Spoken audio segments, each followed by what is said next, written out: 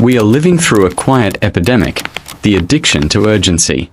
Not to drugs, not to alcohol, but to urgency itself. A generation ago, the world moved slower. Phones stayed on desks.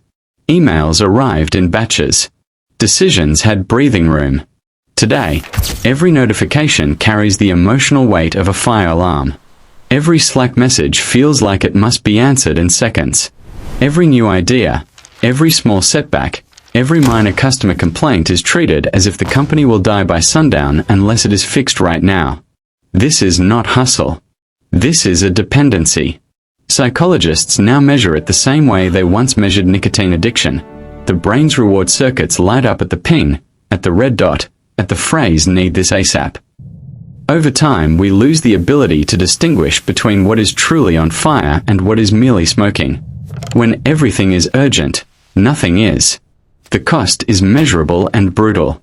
Gallup's 2024 workplace survey showed that employees who receive more than 15 urgent requests per week are 340% more likely to report burnout. Companies that run permanent red alert cultures see voluntary turnover rates above 28% annually. Rework from rush decisions adds, on average, 31% to project budgets. The math is merciless.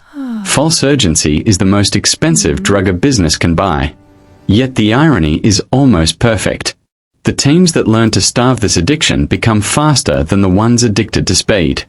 They do it with 3 non-negotiable disciplines that look slow on the surface but compound into unstoppable velocity.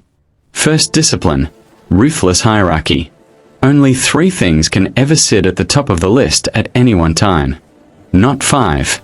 Not 10. 3. Everything else waits its turn in order. When leaders refuse to promote item 37 into slot number 4 simply because it is loud, the entire system exhales and actual speed appears.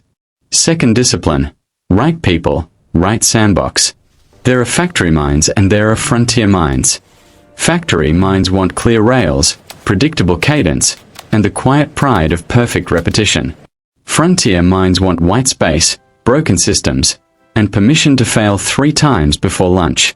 Put a frontier mind on factory work and they will improve the checklist until the machine breaks. Put a factory mind on frontier work and they will freeze in the ambiguity. Separate the lanes. The noise drops by half overnight. Third discipline, phased expectations instead of overnight miracles. Look at this! Early failed results! Oh no!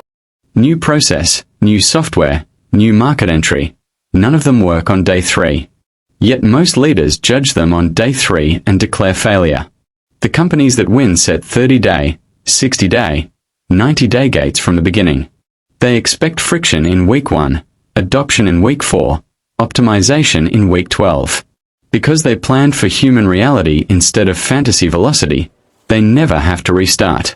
In our facilities companies, we proved this at scale. We took an industry that lived on 4-hour, 24-hour, 72-hour SLAs and asked a dangerous question. What if the broken light in the storage closet does not actually need to be fixed in 72 hours?